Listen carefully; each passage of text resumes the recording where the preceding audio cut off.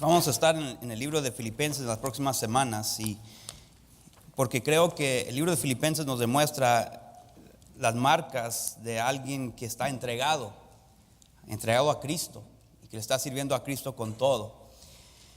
Así que hay mucho que aprender acerca de la vida de Pablo, y es interesante en realidad al leer las palabras que obviamente vienen del Espíritu Santo, pero el instrumento que fue usado fue Pablo. Así que por un lado podríamos decir las palabras de Pablo son interesantes en el sentido de que son palabras que no acostumbramos a escuchar. No sé si en alguna ocasión ha estado alrededor de alguien que está pero entregado al Señor, al grado de que aún luce un poco extraño, un poco raro en verdad, porque no es común ver a alguien completamente consagrado, entregado al Señor, al grado de que no le importa qué es lo que piensa la gente. Él o ella quiere hablar del Señor, quiere ser usado por el Señor, y uno, por no estar acostumbrado a ver o a escuchar eso, aún piensa, es un poco extraño ¿verdad? Pero creo que la razón que es tan extraño esa persona es porque, como acabo de decir, no es común ver a alguien entregado al Señor como debemos tratar de estar. Y pues quiero ahora, en la porción que vamos a repasar, nomás ver a alguien que habla diferente a lo que estamos acostumbrados, pero a alguien que está entregado con todo en la iglesia, en su iglesia. Bueno, él no asistía necesariamente en ese momento a la iglesia de Filipos, pero él fue el que la comenzó. Así que tenía un amor especial para los hermanos de la iglesia. Incluso él lo describe que tenía un amor, ¿cómo lo dice? Que tenía un amor entrañable, sí, un amor entrañable dice que los amo a todos vosotros con el entrañable amor de Jesucristo, que era un amor íntimo, así profundo para los hermanos, pero un amor que venía a través del Señor Jesucristo, que había recibido de parte de Él para poder dar a los hermanos. Era un amor diferente, un amor que quizás no estamos acostumbrados a ver y a escuchar. Y quiero nomás repasar algunas cosas de que se puede ver en la vida escuchar en las palabras de Pablo, que debemos de poseer nosotros, que debemos tener esa misma actitud que Él, que debemos nosotros estar entregados con todo, sí al Señor, pero por estar entregados con todo en el Señor, debemos de estar entrados con todo en la iglesia. Y la realidad es que si vamos a hacer algo poderoso, si Dios nos va a usar poderosamente en esta comunidad, tenemos que ser un equipo unido en la iglesia. Si no somos unidos aquí en la iglesia, no podemos pensar que Dios nos va a poder usar en la comunidad. La misma palabra de Dios dice, ¿verdad?, que una casa que está dividida no puede permanecer, es imposible. Así que tenemos que permanecer, o tenemos que estar unidos, y tiene que consistir la iglesia de individuos que están individualmente entregados con todo en la iglesia, sirviéndole al Señor para poder tener un impacto en esta comunidad. Me gusta lo que dijo uno. Dijo: esta es mi iglesia, es hecha de personas como yo. Esta iglesia será amable si yo lo soy. Hará una gran obra si yo trabajo. Será una iglesia generosa si yo soy generoso. Traerá a otros a convivir si yo los invito. Si llenará las bancas si yo estoy en mi lugar, y si yo hago algo para tratar de llenarlas. Será una iglesia de lealtad, amor, fe y servicio. Si yo que la formo, esa iglesia, soy lleno, si es que yo que la formo soy lleno con estas cosas. Así que con la ayuda de Dios me dedico a la tarea de hacer todas estas cosas que quiero que mi iglesia sea.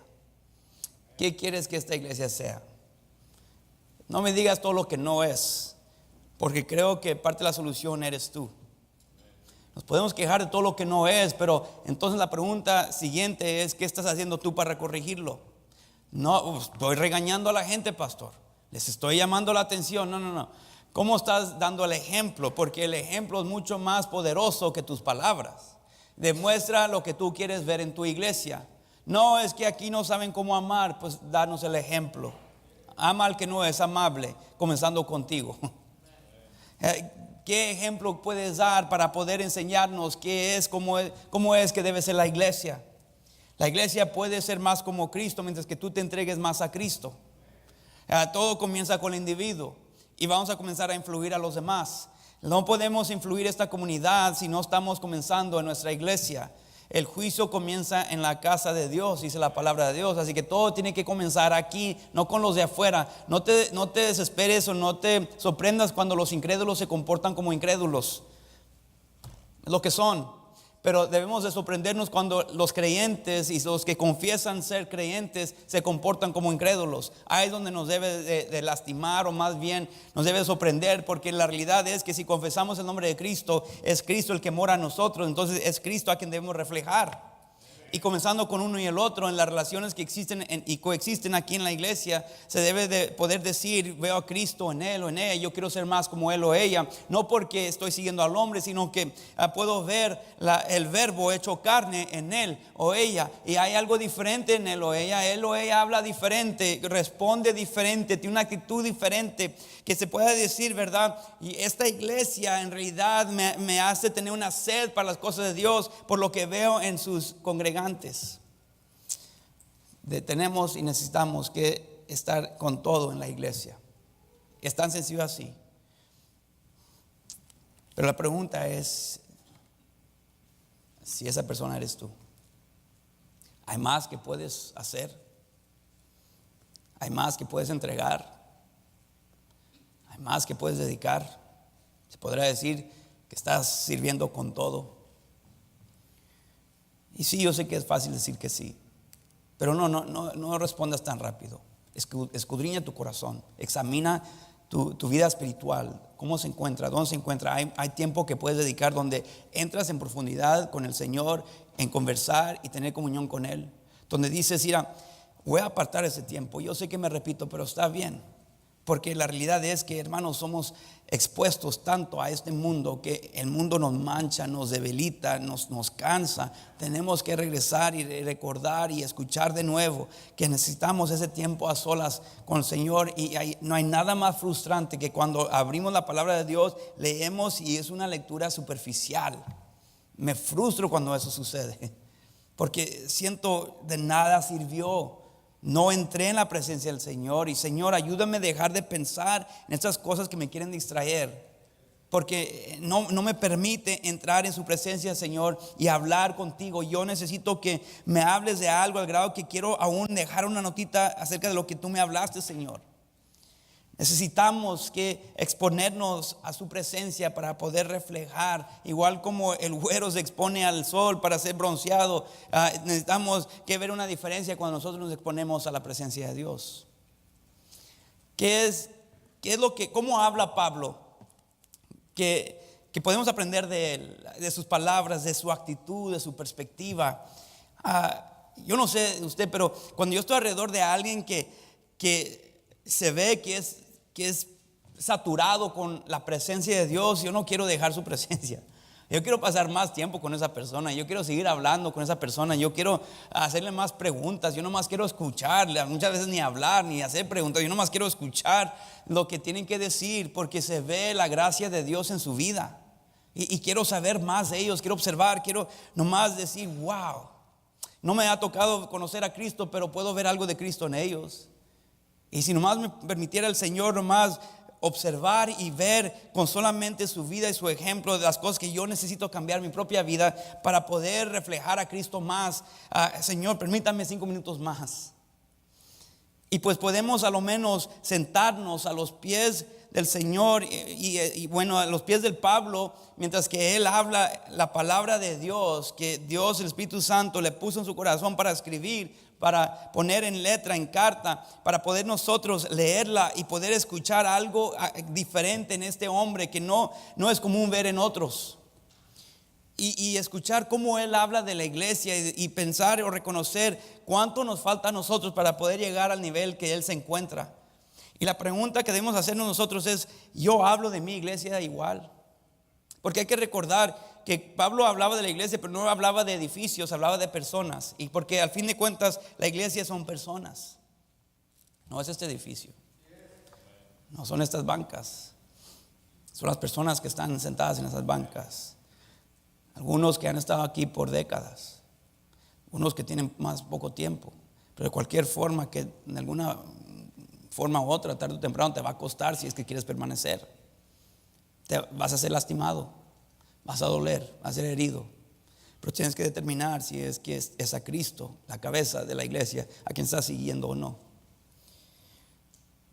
Vemos aquí en versículo 3 cómo después de que se introduce o saluda, dice en versículo 1, más bien, Pablo y Timoteo, siervos de Jesucristo, a todos los santos en Cristo Jesús que están en Filipos, con los obispos y diáconos. Gracia y paz a vosotros de Dios nuestro Padre y del Señor Jesucristo. Y luego se dirige a los hermanos. Doy gracias a mi Dios siempre que me acuerdo de vosotros. Doy gracias a mi Dios, siempre que me acuerdo de vosotros. Fíjese cómo habla de los hermanos y a los hermanos. Déjame preguntarte, hermano, ¿hablas así de los hermanos tú? No estoy hablando de tu círculo de amigos. No estoy hablando de esos hermanos con quien vas a almorzar. No estoy hablando de los hermanos que están en su clase. No estoy hablando de los que ya tienes años conociendo. Si estás sentado de este lado, estoy hablando de los que están sentados de este lado. Y los que están sentados de este lado, estoy hablando de esos que están sentados a este lado. Y los que están sentados acá enfrente, los que están atrás. Y viceversa. Estoy hablando de esos con que casi nunca tratas con ellos.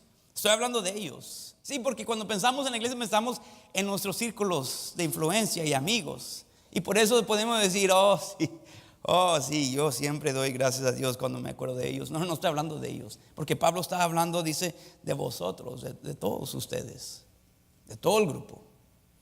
Que Lidia, la que vendía púrpura, igual como esa muchacha que estaba endemoniada, y el carcelero, todo, que una que tenía dinero, una que no tenía nada de dinero, otro que pues era medio ingresos, ¿verdad? De que no tenía ni era alta sociedad ni baja sociedad, no tenía bastante quizás influencia social, pero él amaba a cada grupo, cada nivel. Él, cuando pensaba en la iglesia, él daba gracias a Dios siempre cuando se acordaba de todos.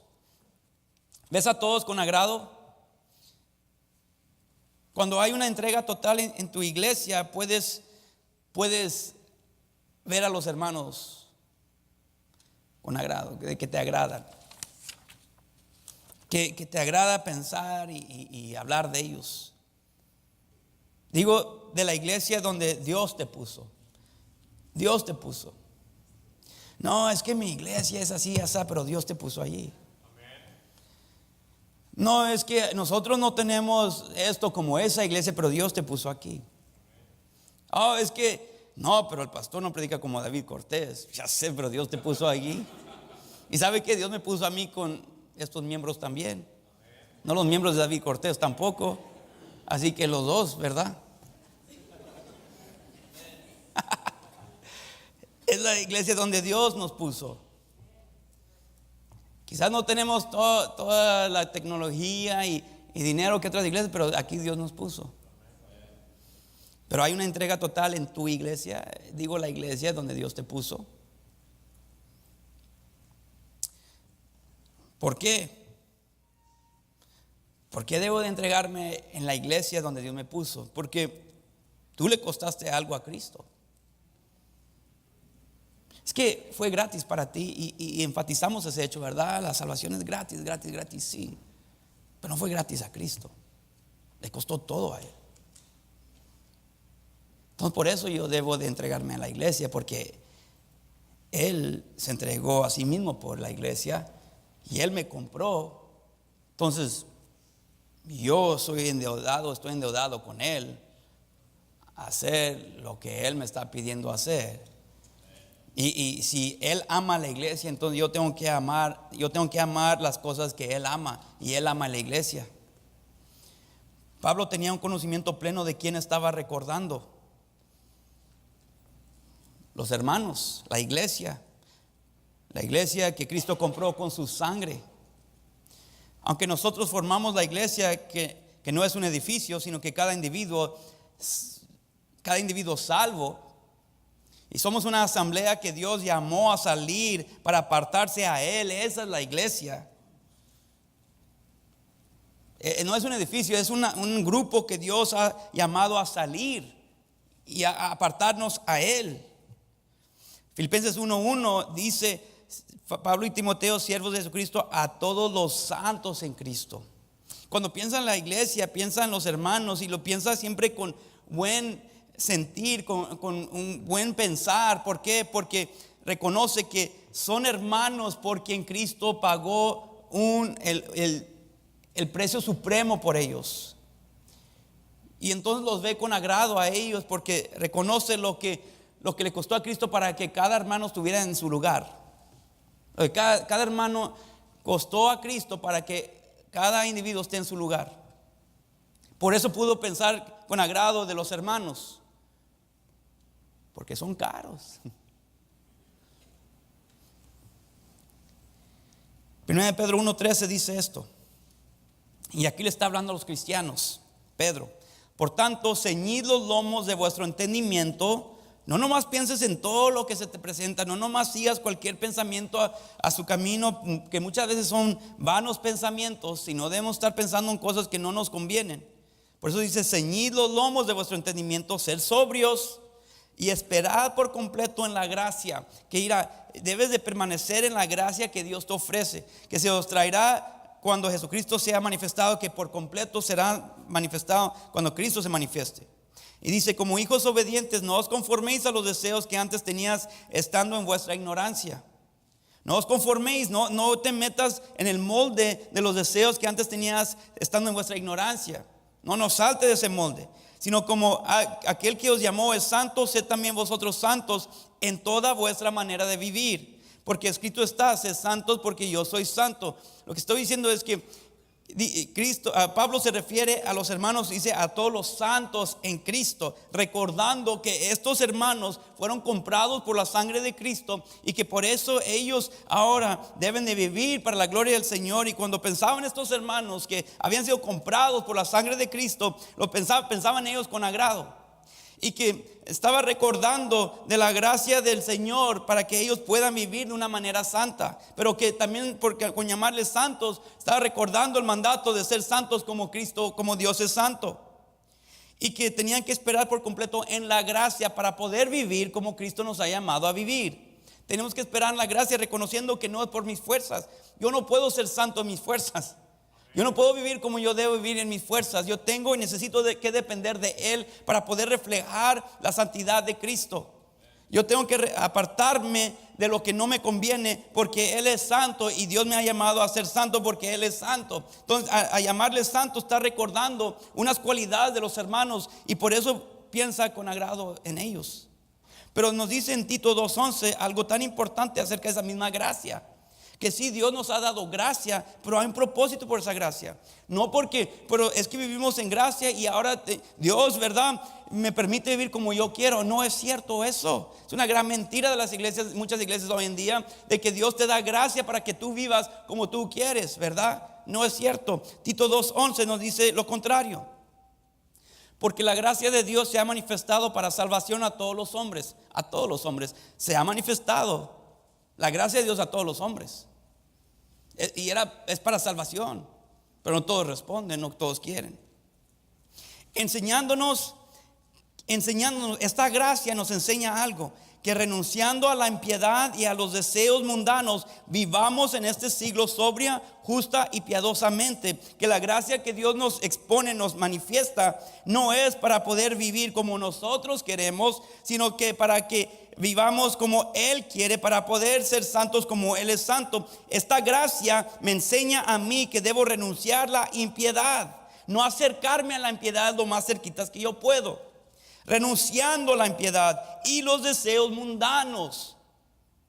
Vivamos en este siglo sobria, justa y piadosamente, aguardando la esperanza bienaventurada, que pronto Él viene y yo quiero que me encuentre viviendo para Él.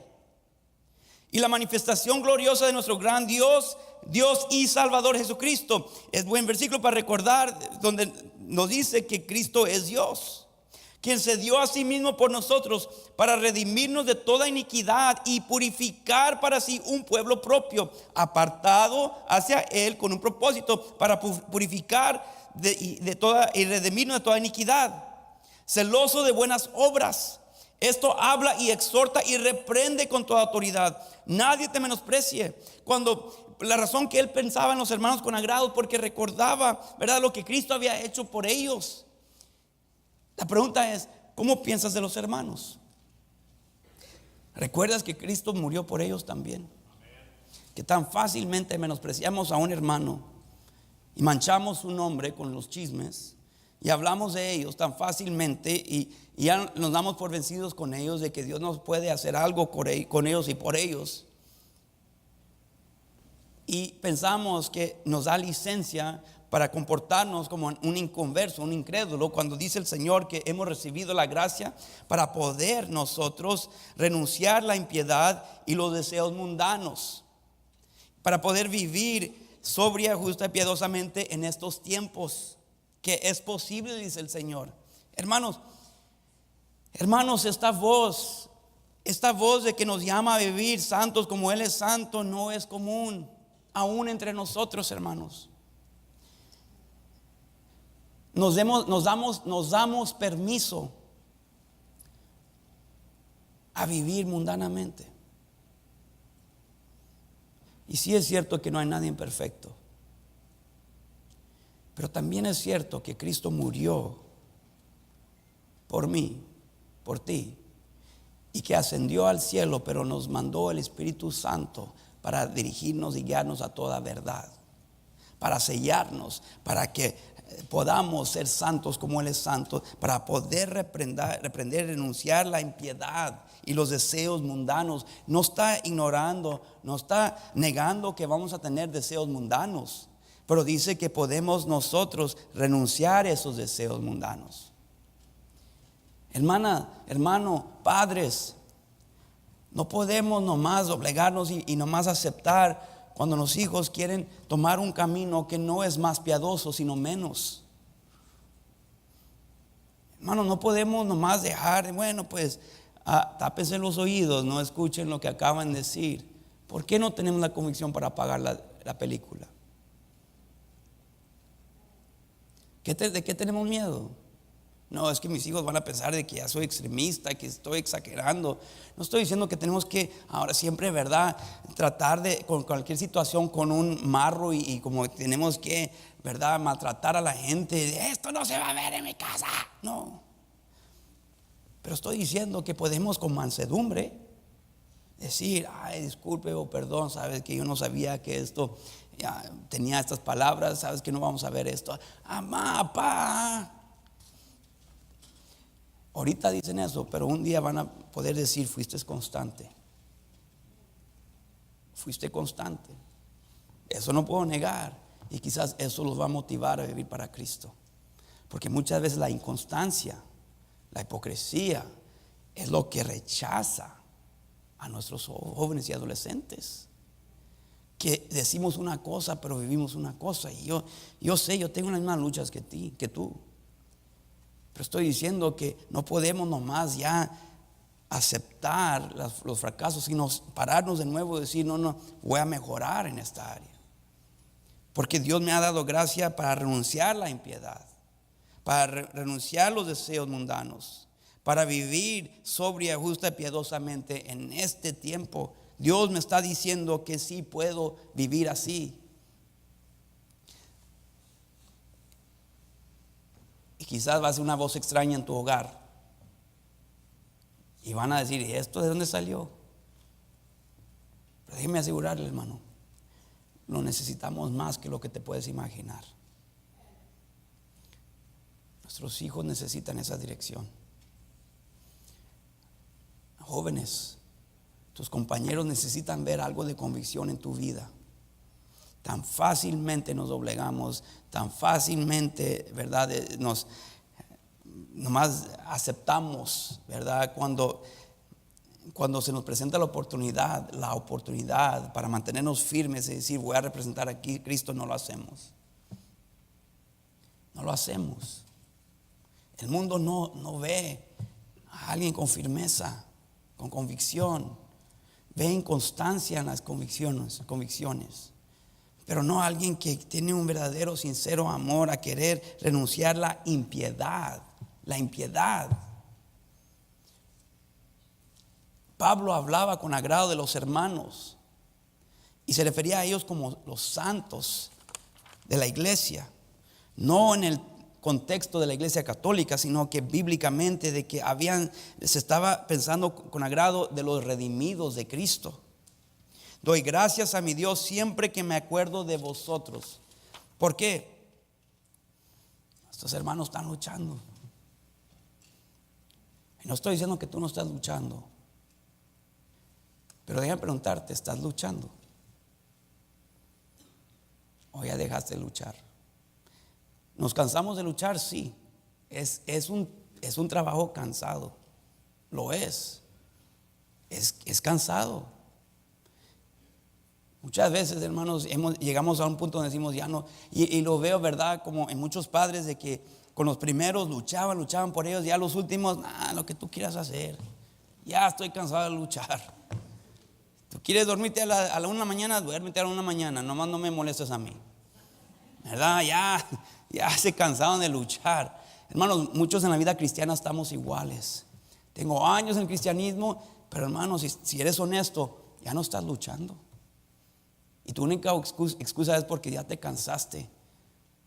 Pues cobra nuevo ánimo entonces. Acércate al Señor como nunca te has conocido. Ruégale como nunca le has rogado. Comienza a orar, comienza a ayunar, comienza a buscarte nuevos amigos quizás porque tus amigos te están apagando tu ánimo, que muchas veces nomás te dicen no, ellos sienten convicción cuando te acercas al Señor. No, tú mejor entonces busca a alguien que todavía te quiere retar, que todavía te quiere animar, que todavía quiere vivir para el Señor, que todavía, ¿verdad?, reconoce que tengo que regresar a ciertas posturas que yo tenía, a ciertas decisiones que había tomado y tengo que regresar a poner a Cristo primero y no el recreo, no la comodidad, no estas cosas, sino que decir nosotros no vamos a trabajar los domingos, nosotros sí vamos a reconocer que es el día del Señor, que Él merece las primicias, lo mejor, que sí, no voy a gastar mi diezmo y decir es que no pude este mes, porque cuando pensamos así o tenemos esa idea es porque le estamos dando las obras, no las primicias. No, Dios merece lo mejor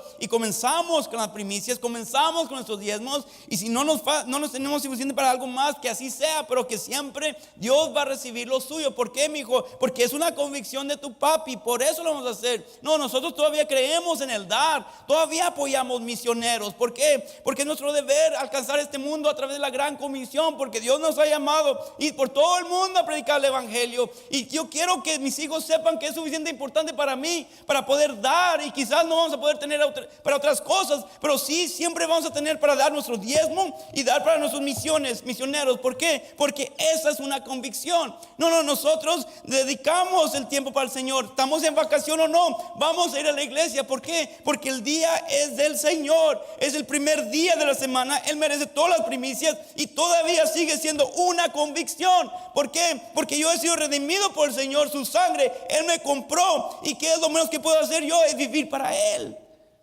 Oh, hermanos, la pregunta es si sigues luchando. Todavía es importante para ti las cosas de Dios, que todavía, ¿verdad?, cuidamos la Biblia, pero no nomás para que sea un trofeo, un adorno ahí en la casa. No, porque la leemos, que está marcada, y no nomás para marcarla para quedar bien, sino porque son notas donde Dios nos ha hablado, donde un día nuestros hijos, nuestros nietos, nuestros bisnietos puedan abrir la Biblia de su abuelo, a su abuela, y leer donde Dios les tocó el corazón, donde eran peticiones, donde Dios los conmovió a poner esa petición ahí en ese momento, en ese marking, y decir no, yo tengo que orar por esta persona, donde puedan verlo como una herencia, un tesoro tan precioso que sea más valiosa que cualquier herencia, ¿verdad?, económica, y que digan, esta es la Biblia de mi abuelo. Wow, leía su Biblia. Podrían decir lo mismo con tu Biblia. Nuevecita era. Sí, ya tengo 10 años con ella.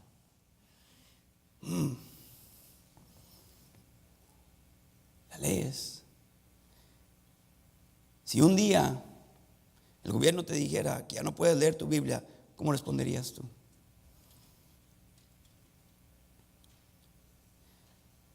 Ha habido misioneros, ha habido hermanos que arriesgan su vida para llevar Biblias a hermanos que comienzan iglesias, que comenzaron iglesias en países comunistas, ahora musulmanes, que tienen que, por secreto, a escondidas, llevarles porciones, partes de la Biblia, para que lean la palabra de Dios. Y hermanos, nosotros las tiramos como si fuera cualquier cosa. Yo entiendo que se puede comprar por $1 hoy en día. Lo que estoy diciendo, el valor que tú le des a la Biblia es el valor que tus hijos le van a dar también. Y quizás dices, pero yo no tengo hijos. Está bien, pero estás influyendo a alguien. Y tú mismo tienes que comenzar a ver la palabra de Dios como la palabra de Dios. Y decir, lo que tiene que decirme es importante. Es importante. La tengo que leer. ¿Ves a los hermanos con agrado? Cuando ves a tu hermano, piensas, Cristo murió por él, por ella. Pablo así los miraba, con agrado. Pero también dice, versículo 4, siempre en todas mis oraciones rogando con gozo por todos vosotros. Siempre en todas mis oraciones rogando con gozo por todos vosotros. Él rogaba o rogaba por los hermanos. ¿Tú ruegas por los hermanos? Ahora, ¿reconoces lo que eso implica? Eso implica algo importante. Implica un cambio de mente. Algunos aquí nunca se atreverían a orar por algunos aquí. Y nunca lo han hecho. Dice, siempre en todas mis oraciones rogando con gozo. No nomás orando, sino con gozo. Algunos quizás podrían decir, no, sí he orado por la mayor parte de los hermanos aquí, pero con gozo, no a fuerzas. Y que caiga el juicio de Dios sobre ellos. Con gozo, con gusto, con alegría. Gozo es una alegría que fluye desde adentro hacia afuera. No depende de circunstancias, sino de Cristo. Entonces, eso quiere decir que tú ruegas con gozo, que oras a pesar de la situación, a pesar de lo que él o ella te ha hecho, o a pesar de lo que está sucediendo en ese momento. Tú oras porque es tu hermano, y siempre en todas mis oraciones rogando con gozo por todos vosotros. Con gozo, no con alegría, porque alegría muchas veces depende en la circunstancia. No, él oraba con gozo, que a pesar de que ahorita yo y mi hermano no nos vemos ojo a ojo, no tratamos muy bien uno con el otro ahorita, pero eso quiere decir que Pablo dice con gozo oraba por todos ellos, que a pesar de la circunstancia, a pesar de la situación, a pesar de la relación en ese momento, él oraba por ellos. Era con gozo. Tú oras por los hermanos con gozo.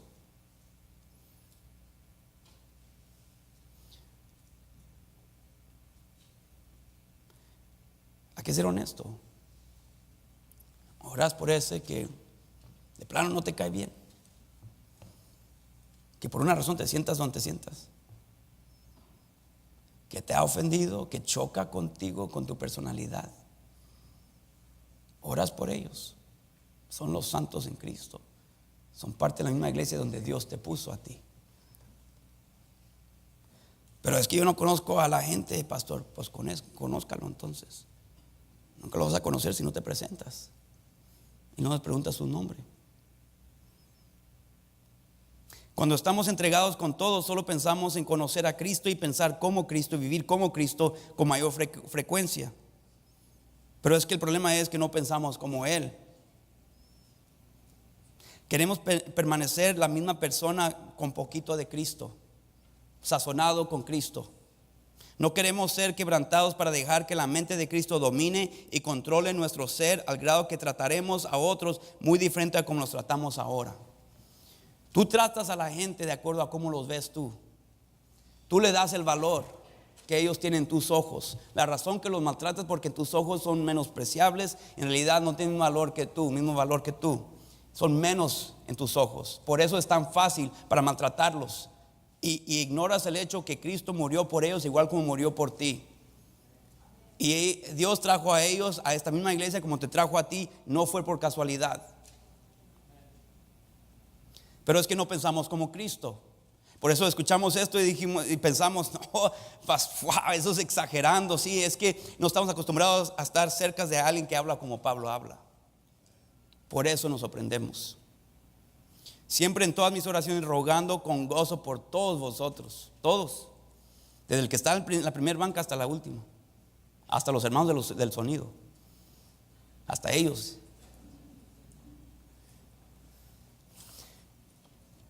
Número 3. Ruegas por lo mejor, ruegas por lo que es mejor para la congregación.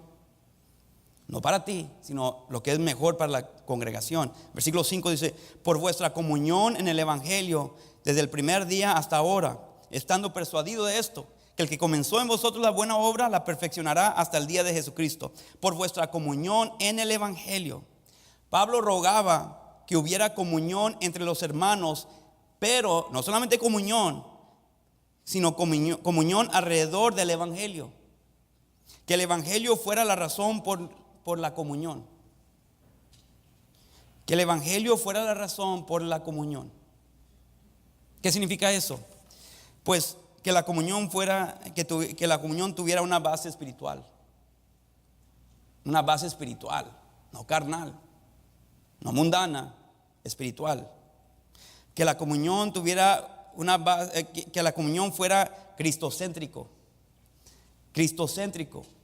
Que Cristo fuera lo central de esa comunión. Te podría decir que la comunión que tú tienes con los hermanos se podría describir de esa manera, que es espiritual y cristocéntrico, no chismecéntrico, cristocéntrico.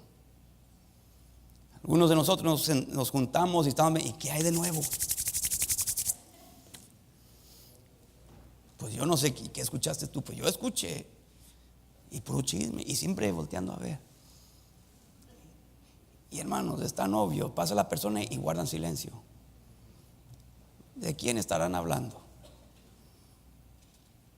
Nuestra comunión va a tener un propósito, el evangelio, y alcanzar a otros. Cuando es comunión en el evangelio, va a haber un propósito por la comunión, el evangelio, y alcanzar a otros. Pero eso no es real, ser realista, pastor, de que siempre vamos a estar hablando del evangelio. No estoy diciendo eso, pero estoy diciendo que nunca dejas que la conversación se vaya a algo que no debe ir.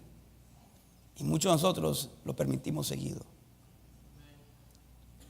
Y muchos de nosotros nunca tiene un sentido espiritual, un entorno espiritual esa conversación. No lo tiene. Es más, ni tocamos el tema de Cristo. Y somos cristianos. Hablamos más mundanamente que los mismos mundanos muchas veces. Pablo rogaba por esa comunión y que siempre tuviera ese énfasis desde el primer día hasta ahora. Dice que siempre sea comunión en el evangelio, siempre, que siempre tuviera ese énfasis. Qué oración tan sabia. Y le voy a ser honesto, yo creo nunca he orado así yo. Nuestra comunión debería de estar perfeccionándose, madurando. Que nuestra comunión debe estar madurando a través de los años, que conforme yo voy madurando, nuestra relación y comunión va madurando. Se podría decir que es la realidad. O todavía nos tratamos como si estuviéramos en kinder, porque muchos de nosotros es el nivel de madurez que tiene la comunión. Dice: por vuestra comunión en el evangelio desde el primer día hasta ahora, estando persuadido de esto, que el que comenzó en vosotros la buena obra la perfeccionará hasta el día de Jesucristo. Obviamente no solo Pablo quería ver esto en la iglesia de Filipos, sino que Dios quiere ver esto también en Canoga Park. No tienes comunión en el evangelio si están viendo videos en el servicio. No tienes comunión en el evangelio si estás llegando 5 minutos antes del servicio, que se termine el servicio, y te presentas como si habías estado aquí todo el tiempo. No tienes comunión en el evangelio si pones un juego antes que el servir y adorar al Cristo que te salvó. El Evangelio nos hace reconocer nuestra necesidad y su remedio. Por eso es el Evangelio. El Evangelio nos hace reconocer nuestra necesidad y su remedio, nuestra debilidad y su fuerza, nuestro problema y su solución. Pero cuando tratas a Cristo, los hermanos y la iglesia como cualquier cosa ligera, no estás sirviendo a Cristo con todo y no hay comunión en el Evangelio. Por eso necesitamos orar por lo mejor de la congregación, que el Evangelio sea en que tenemos comunión nosotros. Hermanos, hay necesidad de eso. No estamos donde debemos estar, hay mucha inmadurez, hay mucho lugar para crecer todavía.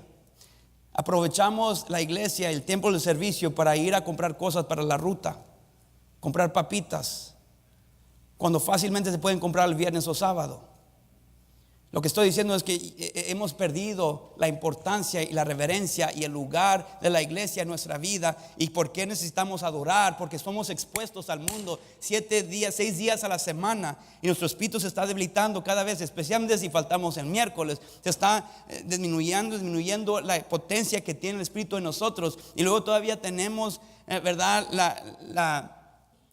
Todavía pensamos que podemos faltar el servicio del domingo y que no nos va a perjudicar. Y no estoy diciendo porque quiero que más gente me escuche a mí. No estoy diciendo eso. Lo que estoy diciendo es que para que te expongas a la palabra de Dios, para que se agarre de ti el Señor y te diga: mira, en esto tienes que aprender y crecer y cambiar. Y muchas veces no tiene nada que ver con el mensaje que yo estoy predicando, que Dios usa para hablarte a ti de algo específico, que tú estás en lo que estás batallando y luchando. Y yo estoy diciendo que yo nomás quiero, por el bien y la salud espiritual tuya, que tú estés en tu lugar para escuchar lo que tú y solo tú puedes recibir parte del Señor. Otros pueden ir, ¿verdad?, a Walmart, comprar algo, pero nadie puede estar aquí en tu lugar, sentarnos en esa banca escuchando precisamente lo que Dios quiere que tú escuches, para que Él te pueda ministrar de acuerdo a tu necesidad. Nadie más puede tomar tu lugar. Tú tienes que estar aquí. Y por eso, si yo digo y te reprendo y soy específico, es porque yo necesito que tú estés en tu lugar, porque hay una mujer que un día va a querer un hombre piadoso, espiritual, que sepa darle lugar correcto a la palabra de Dios y a la iglesia. Y las mujeres no saben dónde encontrar a ese hombre. ¿Por qué? Porque no están aquí. Queremos una mujer piadosa, y hay más convicción y fidelidad en las muchachas y mujeres que los hombres y los muchachos. ¿Por qué? Y luego no sabemos, es que yo no sé dónde encontrarla. ¿Sabes por qué? Porque ella no tiene interés en ti. ¿Por qué? Porque tú no eres el hombre que tú debes ser. No tienes convicción. ¿Por qué va a tener atracción e interés en ti? Si eres tan infiel, inconstante, desanimado constantemente, no sabes cómo pararte firme y tener convicción y decir: así es la palabra de Dios. Y lo que está sucediendo, tenemos las muchachas y las mujeres controlando la relación, y pobrecito de él si la muchacha no es espiritual. Ella va a determinar la dirección de la relación, cuando no es que debe ser así. Es el hombre el que dice: así se va a hacer. No es fácil, pero es ahorita cuando estás soltero o cuando estás formando tus convicciones. Pero ¿cómo las vas a formar si no estás en tu lugar? O si cuando no estás haciendo lo que debes estar haciendo. Y déjeme asegurarte, los papás de esta muchacha te están observando. Yo sé que en mi caso, no va a querer a alguien que no sepa lidiar con él mismo. Porque si no puede lidiar con él mismo, ¿cómo va a dirigir a mi hija o mis hijas? Y hermanos, pongan atención a esos muchachos que están interesados en sus muchachas, en sus hijas, porque después no nos podemos sorprender si lo permitimos. Hermanos, tenemos que orar por nuestra comunión en el Evangelio, que sea siempre centrado en el Evangelio. Desde el primer día cuando fueron salvos hasta ahora, que sea algo constante, que siempre sea un base espiritual. Muchachos, hermanos, necesitamos hombres que sepan dirigir sus propias vidas para poder un día dirigir sus propios hogares. Necesitamos eso. Que sean hombres de convicción, de respeto, de honra, que sepan cómo acercarse a hablarle a los padres de la novia, de la muchacha. Y no comiences una relación con la muchacha si no has hablado con los padres de ella. Eso no es de hombres. Y no le pidas a la muchacha que pida por ti. Y cuando llegas a su casa, si es que el padre te permite, no nomás para que salga. Tú te bajas y hablas con papá. Tú te presentas, no seas cobarde.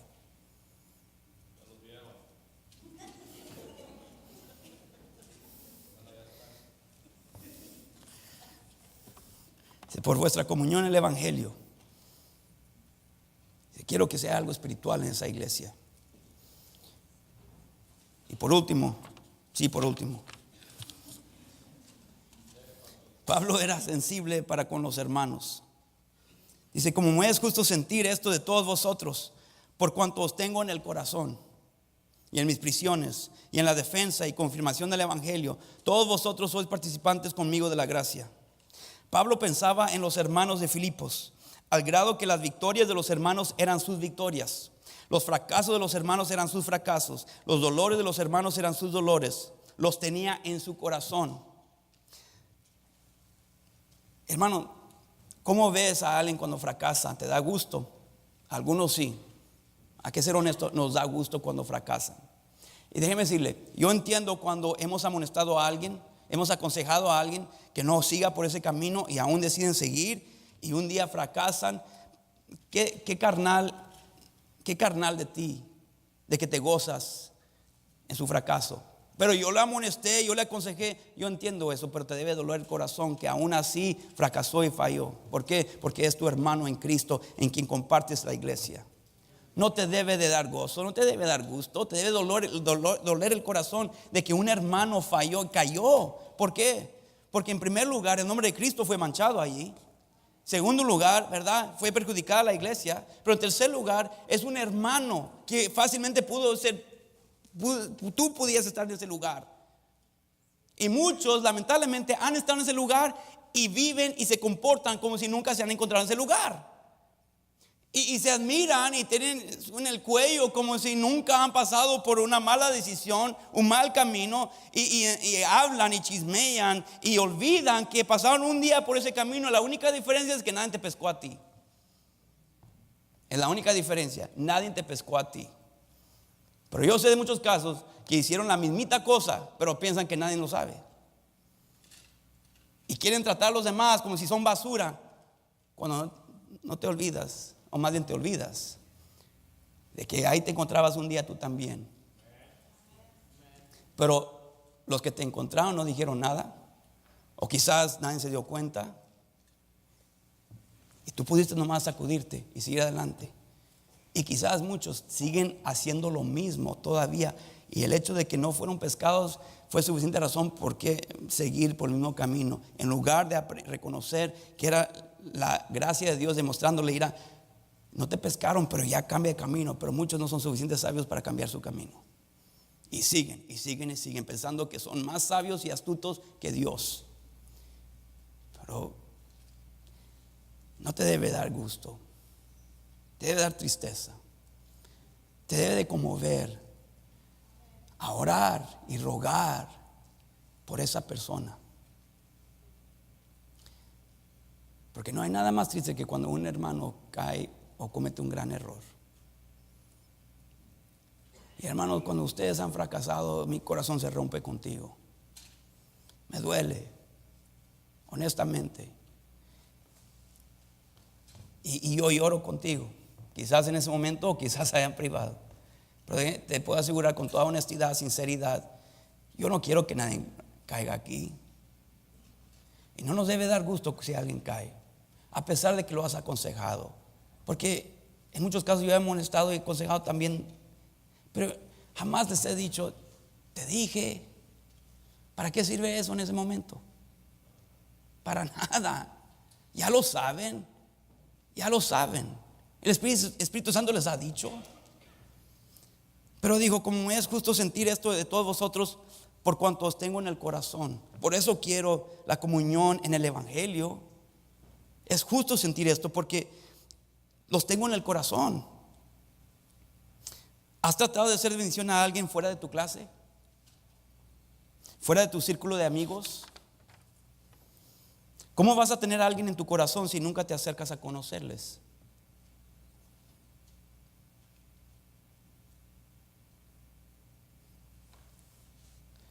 Pablo pensaba en los hermanos. Y no solamente pensaba en los hermanos, sino pensaba ¿cómo es que mi conducta y mi fe va a afectar o impactar a los hermanos? Aún cuando estaban en las prisiones, en momentos estresantes, difíciles, ¿tú piensas acerca de cómo tu conducta en ese momento va a influir a tus hermanos? Él dijo, los tengo en mi corazón y en la defensa y confirmación del evangelio. Dice, les digo que los tenía en las prisiones. Dice, como me es justo sentir esto de todos vosotros, por cuanto os tengo en el corazón y en mis prisiones. Dice, aun cuando está en la prisión, estoy pensando en ustedes de cómo me comporto aún en la prisión, porque yo no quiero defraudar a mis hermanos en Filipos. En la defensa y confirmación del evangelio, los tenía a ellos en su corazón. No quería decepcionarlos. Pero ¿quién me conoce en la iglesia, en la prisión? Te sorprenderías las cosas que la gente se da cuenta que suceden. 1 Pedro 3:14 dice esto, porque Pablo dijo, en la defensa y confirmación del evangelio, cuando hablas o defiendes la fe, piensas en cómo puedes ser piedra de tropiezo a otros. Porque dice Pedro, mas también si alguna cosa padecéis por causa de la justicia, bienaventurados sois. Por tanto, no os amedrentéis, no te llenes de temor por temor de ellos, ni os conturbéis, sino santificad a Dios el Señor en vuestros corazones y estad siempre preparados para presentar defensa con mansedumbre y reverencia ante todo el que os demande razón de la esperanza que hay en vosotros. Dice con mansedumbre y reverencia. No es excusa para maltratar gente, no es porque es inconverso. Teniendo buena conciencia para que en lo que murmuran de vosotros como de malhechores sean avergonzados los que calumnian vuestra buena conducta en Cristo. Que no los dejes enmudecidos con tu buena conducta, aun cuando estás en defensa y confirmando el evangelio. Dice, todos vosotros en la prisión, dice, en la prisión, en la defensa y confirmación del evangelio, dice, todos vosotros sois participantes conmigo de la gracia.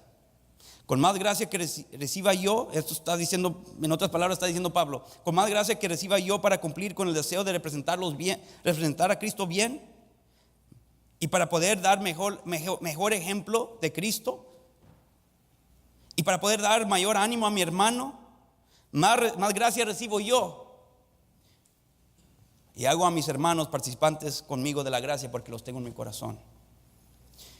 Que dice versículo 14,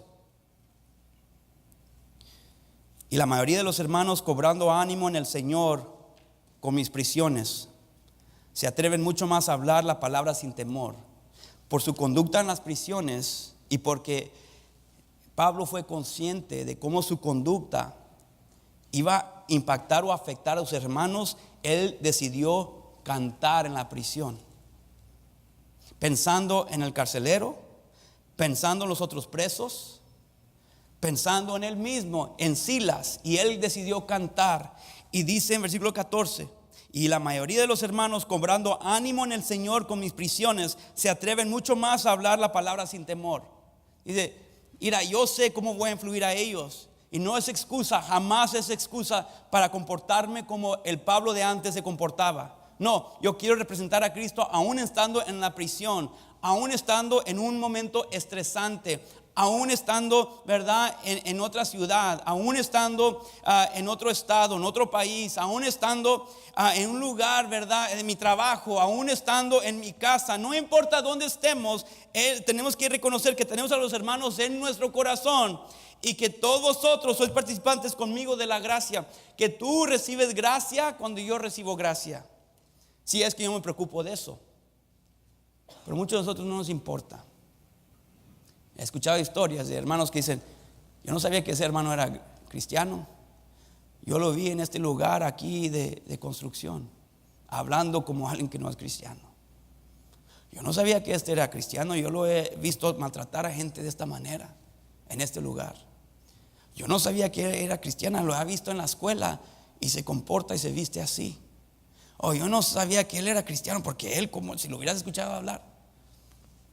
Es que no tienes a los hermanos en el corazón. No estás entregado en esta iglesia tú. Pablo estaba entregado en la iglesia, hermanos, pero tenía la iglesia en su corazón. Estaba en prisiones, estaba confirmando y defendiendo el evangelio.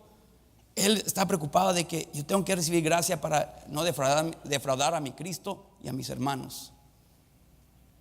Yo quiero ser de ánimo a ellos, porque, hermano,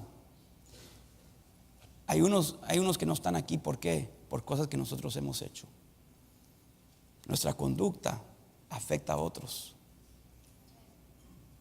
Quizás tú te levantas y tú sigues, pero algunos ya no siguen. ¿Por qué? Porque fuiste pie de tropiezo. ¿Por qué? Porque no te preocupaste de nadie más que tú. No tenías a la iglesia en tu corazón y no buscaste gracia, y por eso ellos no pudieron recibir gracia tampoco. Tú sigues por el mismo camino. Hermano, Pablo dijo: no, porque yo estoy entregado a Cristo. Yo le doy con todo a la iglesia en Filipos. Hermano, estás con todo entregado en la iglesia Bautista Fe. Si tú tienes el corazón de Pablo, vas a ver a todos con agrado. Vas a rogar por los hermanos. Vas a rogar por lo que es mejor para la congregación. Y vas a ser sensible para con los hermanos, porque no quieres tú manchar el nombre de Cristo. Hermano, comienza contigo. Esta es mi iglesia. Así que con la ayuda de Dios me dedico a la tarea de hacer todas estas cosas que quiero que mi iglesia sea. ¿Qué tipo de iglesia quieres tú? Tiene que comenzar contigo. Vamos a orar. Padre nuestro que está en los cielos, Señor,